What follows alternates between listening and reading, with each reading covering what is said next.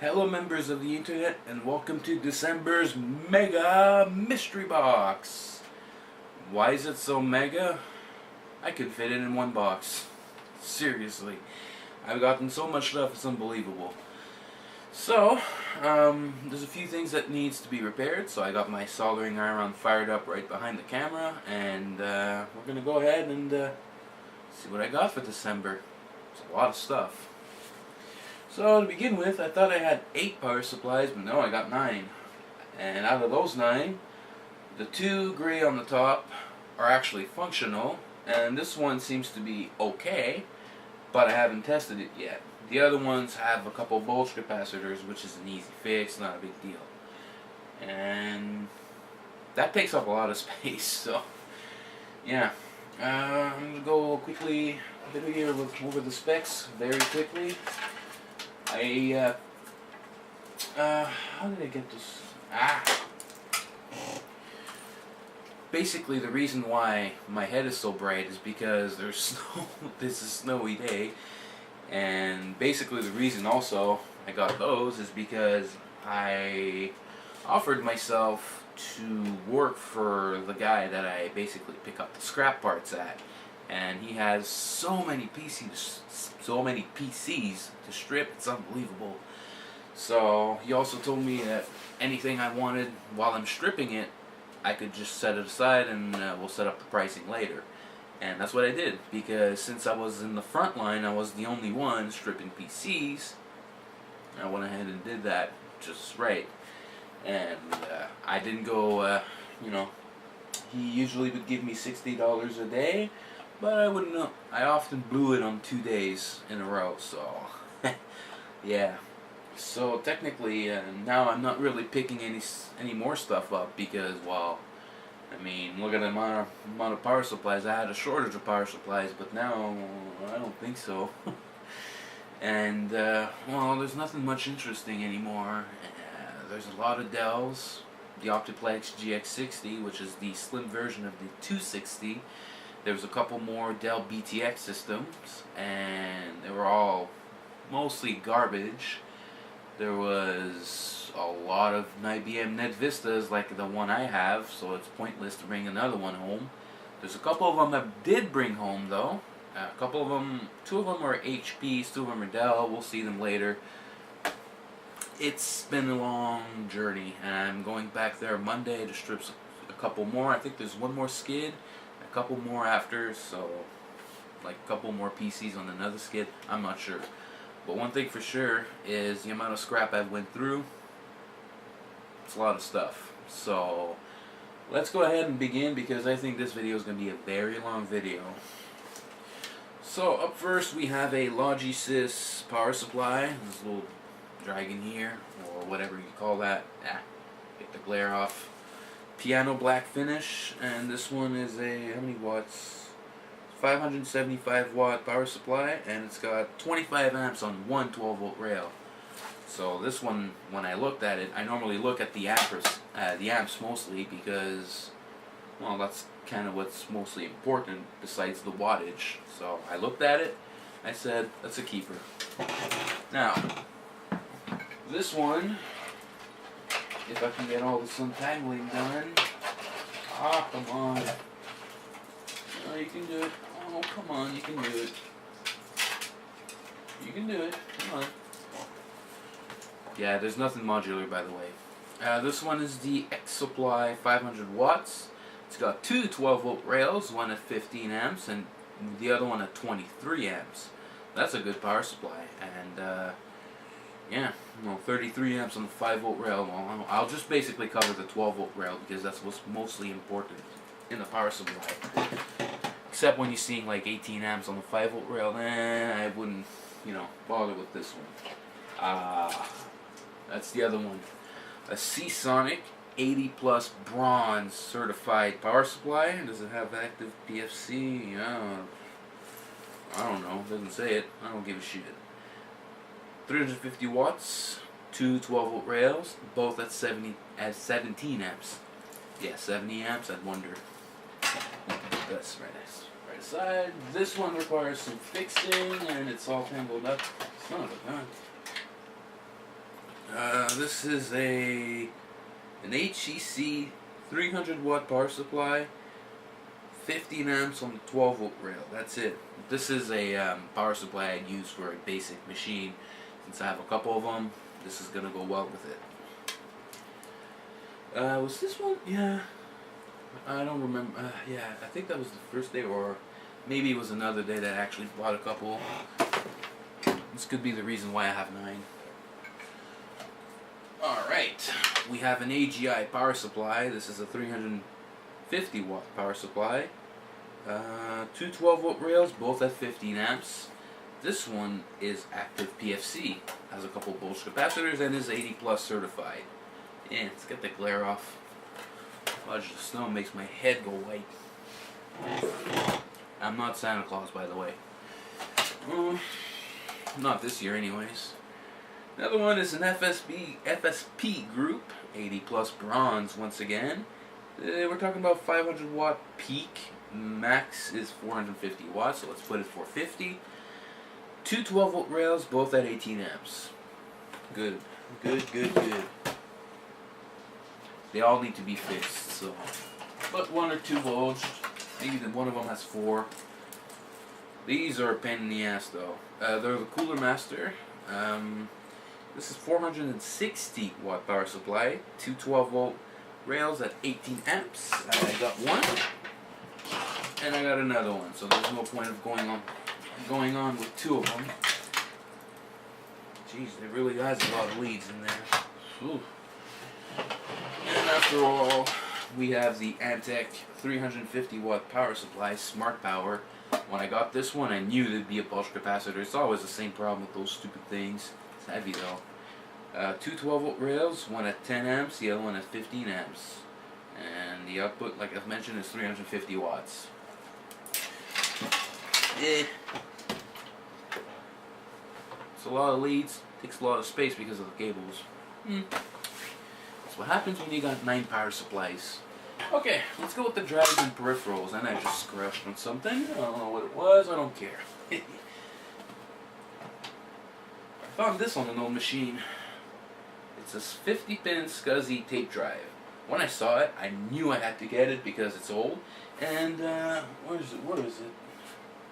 I had a tape that's been lying with me for almost a decade, actually. And there it is. We're talking about a Travan, an HP 5 gig Colorado pre-formatted tape. So I said to myself, hey, I finally get to use this tape. So I go in, I happily go around, and I put it in, and it just went right through. Not the right tape.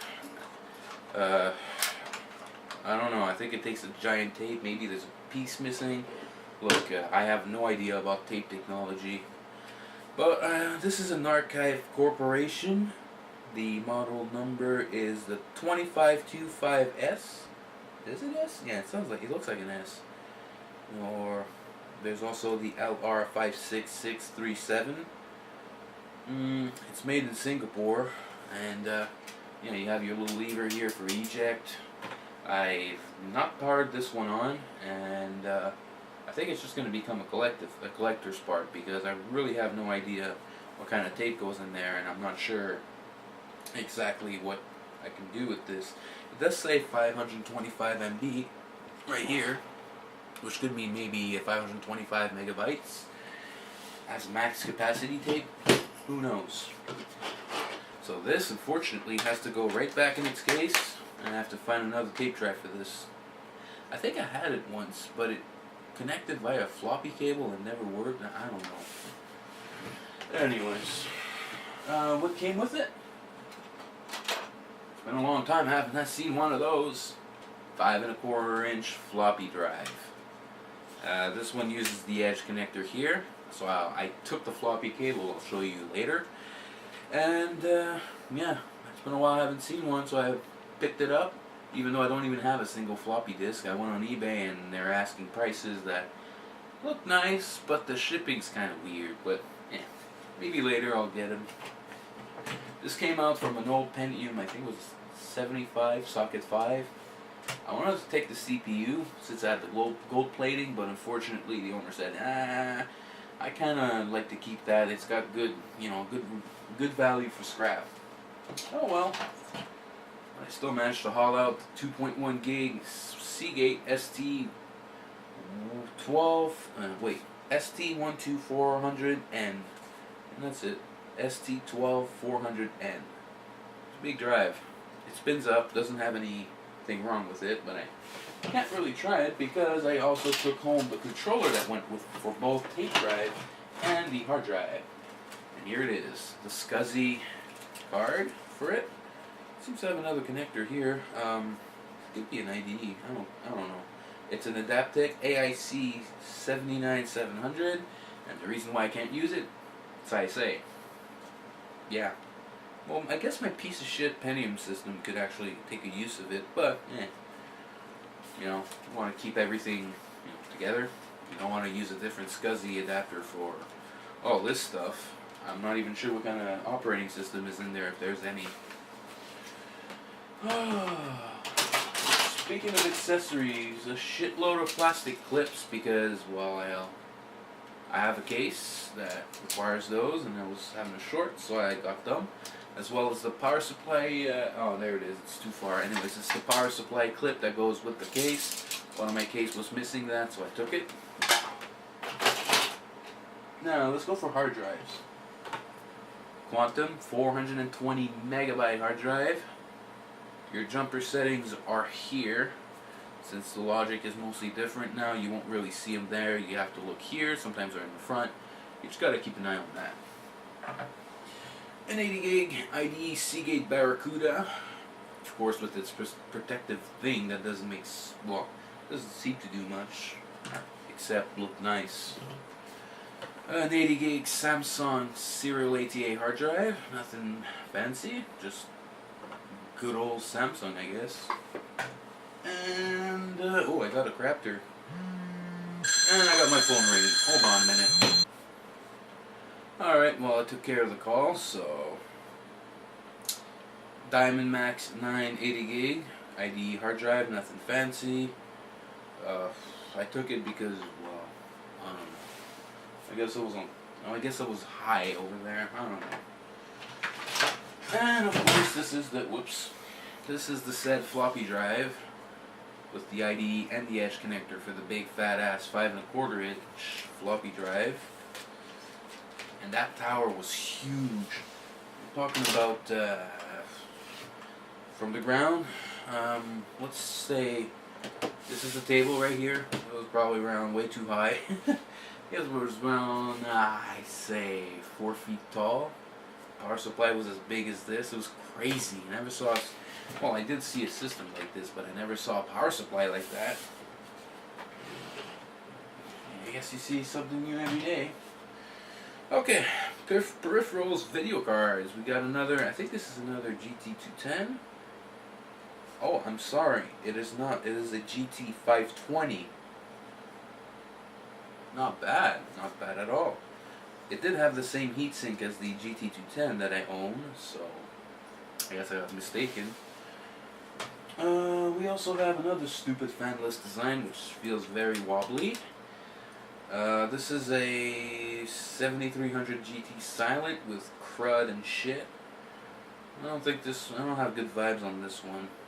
Oh well. And another one which is finally active cooled with copper heat sinks and everything. This fan's a little dirty, could use a little bit of a maintenance. It's another Asus. All three of them are Asus actually. This is a 6600 GT. They're all PCI Express. I was looking for AGP. I saw an X600 XT yesterday, but I didn't want to pick it up because, well, those cards are a little fidgety. Oh, I'm sorry, no, it is the 9500 with the added cooling or something made it passive. I'm not a big fan of passive, really. I'm not. I'm gonna have to clean up and get to the extras. Give me a minute. Okay, now we got the motherboards. I wanted to keep them a little later, but they were in the way, so might as well go ahead and do them first. Here we have an Intel Atom, I think this is D440 CPU. It's an all-in-one concept. This was getting scrapped. Spoiler alert, it works. This is actually a mini ITX. As you can see here, it's very slim, very small, very slim, sorry, very tiny, little square boxy. Little something that sucks with it, it's got a PCI instead of a PCI Express 16 lane slot, but I can cope with that. I mean, it's not something made for gaming either, but I wish I could have an HDMI port and have multimedia capabilities. Except, of course, it's an Atom processor. Apparently, this one can actually pull. Pull. I mean, it can actually manage to play 720 or 1080p videos. I haven't tried that. Just barely Googled it. I don't know. So this one's out of the way. Here we have the Intel, where is it? The DQ57TM LJ 1156. That's my second 1156 board. I bought a. I'll explain the story behind it, but this is the board there. This one doesn't want to power up. I have no CPU for it either, but it just refuses to turn on. I used the green-black short switch to force it on, and it didn't blow up, but it just doesn't want to turn on. This one I first bought. This is the BioStar H55A Plus version 6.3. That's a lot of versions for a board. Sheesh. Anyways, this is another 1156 socket. Well, would you look at that? I ran out of memory space. Oh well, cleaned up a bit. Let's continue. We have an Asus P5 GD1 with AI Proactive, whatever that thing's supposed to be. It used to be, I think, for mostly overclocker, an enthusiast board. I don't remember. This one has a fanless design, zero noise, no moving parts, and lots of glare. There we go. Socket 7775, DDR, 2ID. Where's your floppy? There's your floppy. Oh wait, we got 3 IDs. Oh, nice. Looks like we have an extra controller, I guess. PCI Express 1 lane, 116 lane. The security latch is not there. Oh well. 3 standard PCI and 2 more 1 lane PCI Express at the very bottom. Over here we have our, let me see here. I'm just gonna go ahead and there we go. We have serial PS2 for your keyboard and mouse, serial, parallel, SPDIF out. We have 2 USB 2.0 ports, 100 megabit Ethernet, and your surround sound connectors right here. Oh, when I saw this one, I couldn't get. The guy actually set it aside for me. We're talking about an Asus P6T Deluxe V2. Yeah, triple channel DDR3. This is PCI Express. I think this is a 4 lane. We have 2 PCI Express 16 lanes. 1 PCI. Wait a minute. We got 3 PCI Express 16 lane. Nice. And 2 standard PCIs. We have our little power and reset button there. 4 serial ATA on the side. 2 serial ATA here. We have RID on the side. The floppy's way down there. For those of you who still use that, well, I'd like to see that. But anyways, looks like Asus wants to tell us a secret message saying get off with your floppies, I guess. It's got this huge cooling system. Look at it. Nice. It's an LJ 1366. And when I turned it on, there's a lot of lights. It turned on and turns off. I can turn it off with that little power button. They light up. This is red, this is green, something like that. And it looks like it's gonna go. But I'm scared shitless to buy a CPU and memory for it.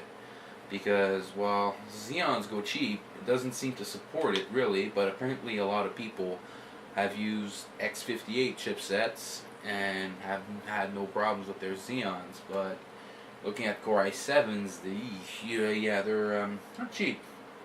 And that's half the problem. The other problem is those sockets require 1.65 volt DDR3, and today's DDR3 is 1.5 volts. So when I looked in on eBay, yeah, the prices were astronomical.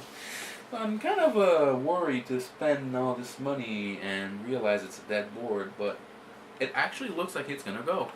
I don't know why. Okay. I/O ports roundup. 2, 4, 6, 8 USB 2.0.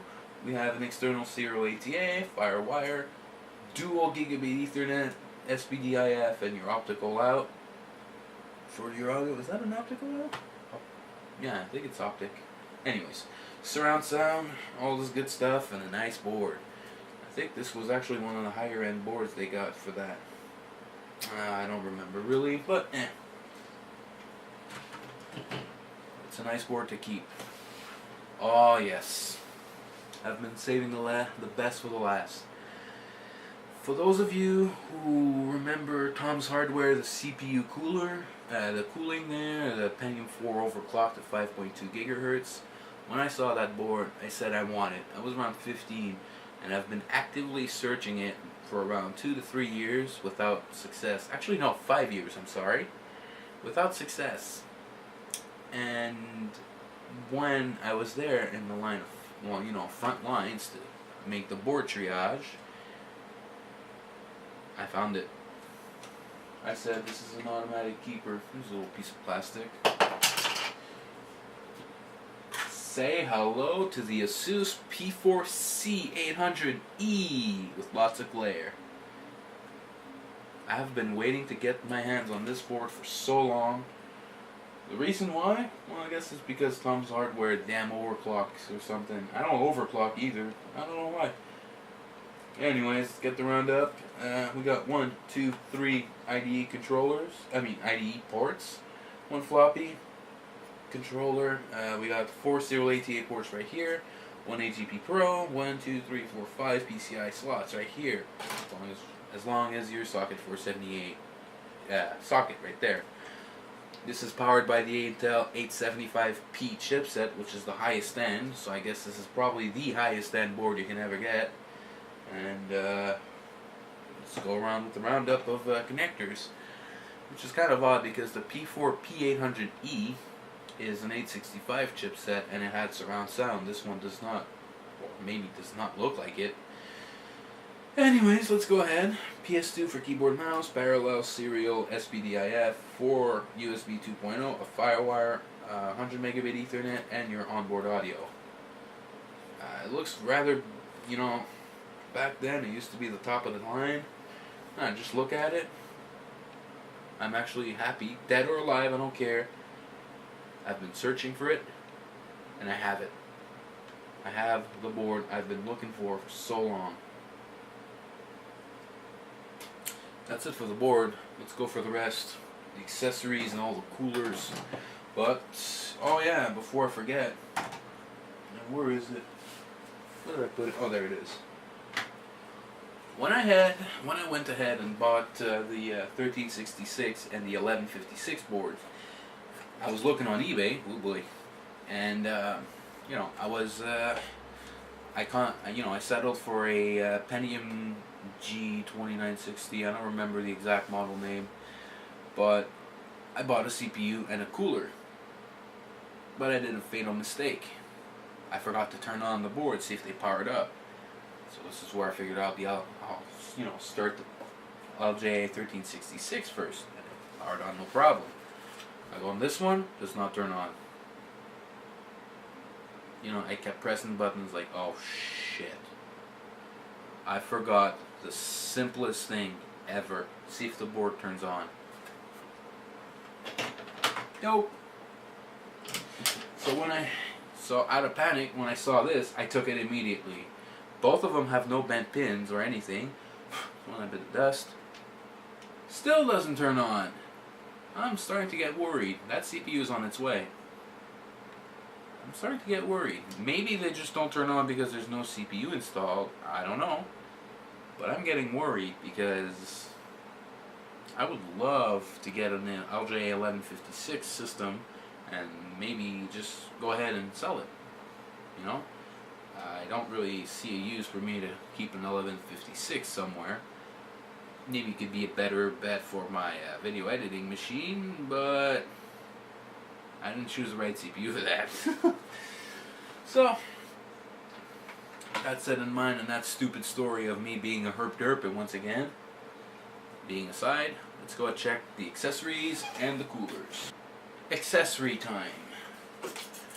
I have one little tiny little heatsink, and the other one, which is a more standard one, which stopped mating with an Intel heatsink.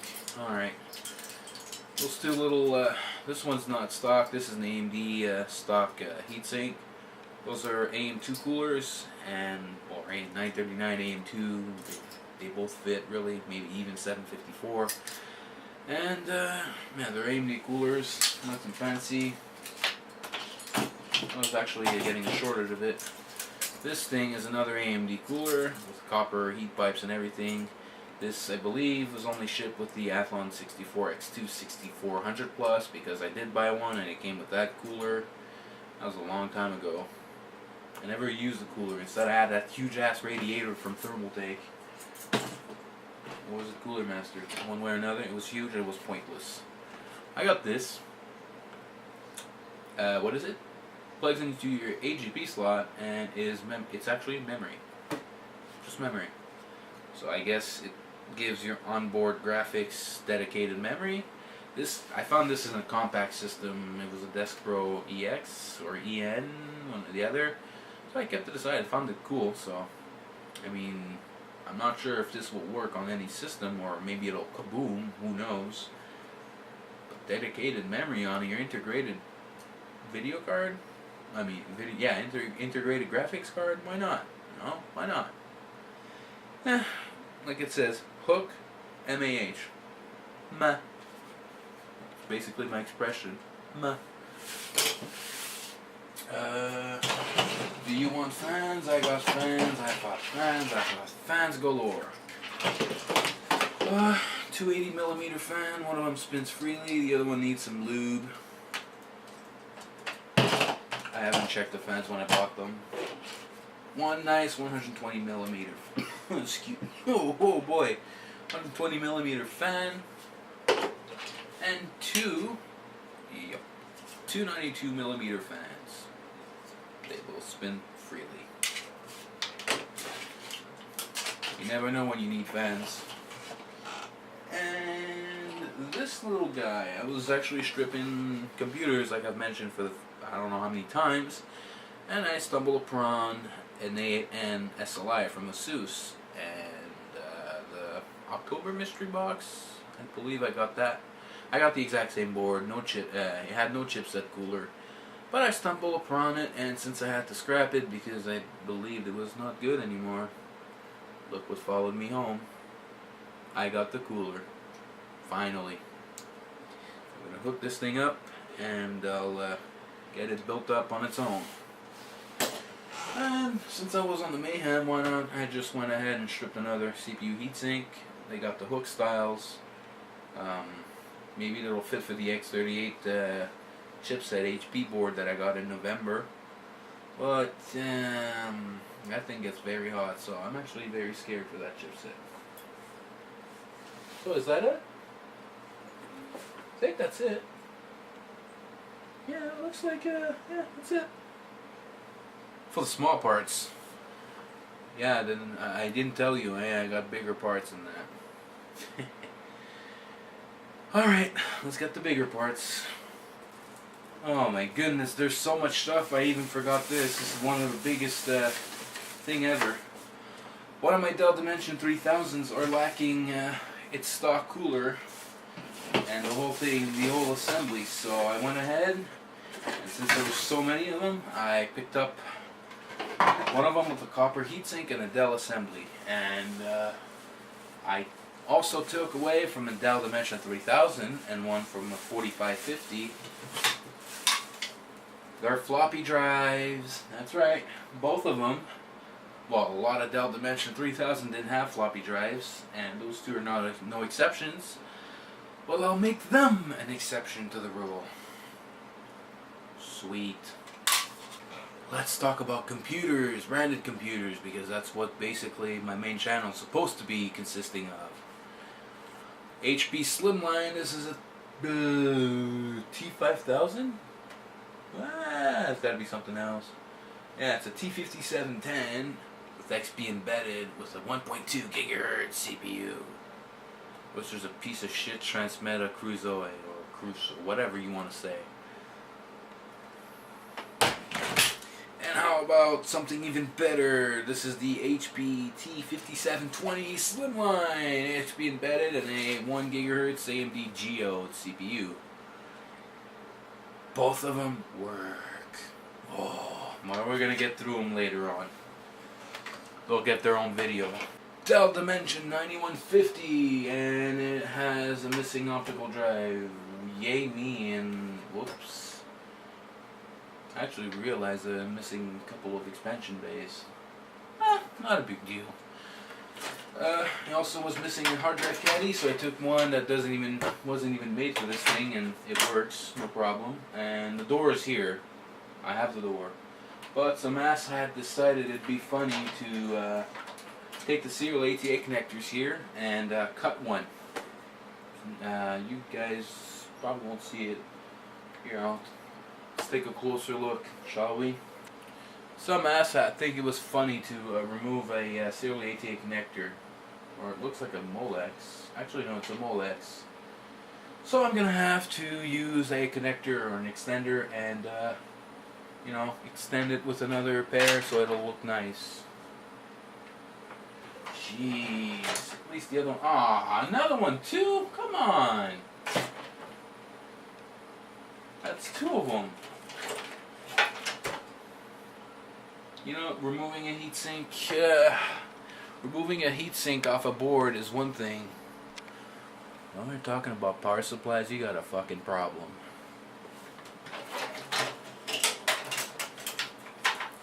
Subject of its own video.